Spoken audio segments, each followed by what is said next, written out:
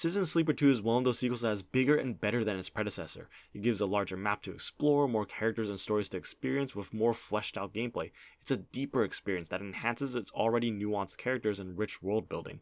I've also just kind of been in a cyberpunk mood lately. For some reason. The game starts out similar to the first one. You're a sleeper, a robot who has the mind of a human and is essentially a slave. You've broken free and are now on the run trying to make your way in the universe while avoiding being captured. You still roll dice at the beginning of each cycle and use them to complete tasks. This time around, your character has amnesia. Yeah, a bit of a trope, but one used well because a lot of the story is about moving on from your past or trying to escape it, about looking forward to the future. So the game immediately introduces us to its themes. Leveling is different now, it's kind of simplified actually. Now skills only give you a +1 or 2 to each roll with no other modifiers, which I'm kind of okay with. The game was always more about your choices than building an overpowered character, and it's not like there's any combat in this game anyways. It is essentially an RPG with heavier emphasis on the R in RPG. And the game now has a much more open-ended format where you're flying to different systems at your whim, doing whichever missions in more or less whichever order you want. But it keeps the pacing rock solid by requiring fuel, and some systems require more fuel to travel to than you can carry it from the start. So the universe slowly unfolds its potential to us as the story progresses. It allows them to build out the universe more in more subtle ways, with little hints here and there, nods to a greater empire long since lost and declining knowledge in more and more segmented groups. But it's all there and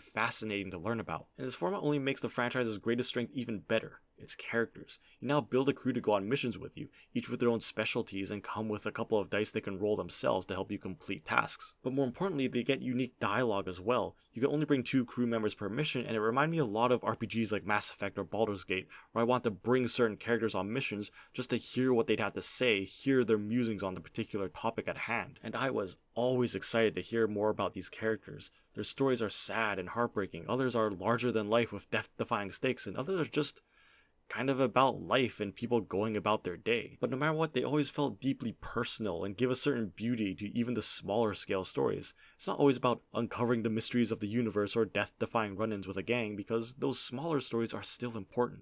They're important to those characters involved, and the game makes them feel just as important and interesting. Your crew all just felt so personable.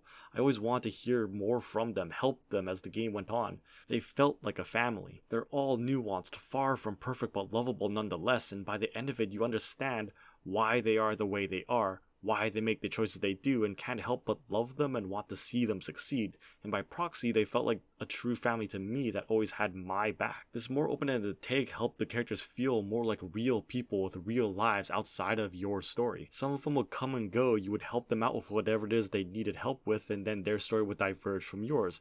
They leave to go deal with their stuff, and sometimes we run into them again on a different station, a different stage of their journey in life. It's like that one friend you've known forever and you don't get to see them much anymore, but every now and then you run into them at the store or message them on a whim, and you just cherish those moments you do get to see them. Their struggles are often very relatable. They're often people just barely getting by that just want something better, to be better people, to find a better place, to escape their past. They're often people that still have hope, but they've just been worn down by life a little bit. We really get to dive into a variety of themes through these characters, specifically because they stick around now, and I can pull them out on any mission I want. We get to see a very flawed man's hope for a new beginning and his growing obsession with his mission, explore the universe's history and what we can learn from the past in order to build on it and make something better, or see someone's peaceful life uprooted due to something completely out of their control. We see the game discuss labor issues and capitalism and how it affects people's lives, often the negative aspects, and your autonomy within that system, using your character's status as a robot or a sleeper,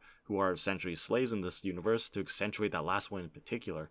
But they're all still people trying to work within that system, to change it or even escape it entirely. It tackles a lot of the themes you would want in a sci-fi or cyberpunk story, and it does it with such melancholic beauty it had me taking breaks just to sit on things and think about them. The ability to go on side missions and just travel the universe make it feel far bigger this time around. You can travel to different stations that often have their own unique personality, from being fully functioning cities to just big buckets of rust held together by spit and tape. Having you travel from one station to the next all the time means I never quite felt the same connection to any one location the same way I did with the first game, but that was entirely set on one station. Instead, I had a far stronger connection to this universe as a whole. I got to expand on it, give just enough detail to give you an idea of what's going on outside of your comparatively inconsequential story, but left enough mystery to intrigue you and keep this universe vast and full of potential. Each station may be less interesting than the first game, but the universe has that much more depth to it now. Much like the gameplay, there's just more game here, but it isn't just a bigger map. Instead of adding more, they instead added more depth to it as well. But unlike the first game, I never felt like I could just throw all of my dice at whatever task I wanted to do at the time, because now failed rolls give stress,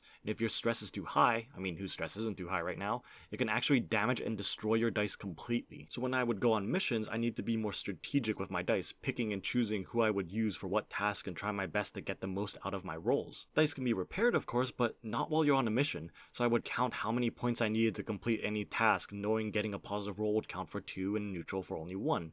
So I would try to maximize my rolls while using as few dice as possible because you're often on a time limit, usually only 5 cycles. A lot of missions require fuel to travel to them and more importantly supplies, which dictate how many cycles you can be there. Run out of supplies and your crew starts to starve and creates stress as well, and this can appropriately become pretty stressful as your dice start to dwindle and the remaining ones start to look more and more fragile. Too much stress can even result in permanent debuffs on normal or hard difficulty, not to mention how some missions have additional conditions that could cause the mission to fail if you roll too poorly. And I actually really like this because it keeps that tension constantly in the background, forcing you to be more strategic, to think more. I found it better to spread my dice out across multiple tasks, using my crew effectively and using my 4 or 5 value dice on anything with a +1 or 2, while holding any 6s for riskier rolls, and sometimes holding 1s altogether rather than risk the extra stress or failing the mission. But some of your crew members definitely felt more useful than others. They each have their own particular set of skills and can also accrue stress themselves. Most crew members are proficient in 2 skills, while others are more specialized, getting a +1 to rolls on one specific skill, but they can't do anything else, and they can handle less stress than the others. This was a bit of an issue because you don't know what skills you're going to need before a mission.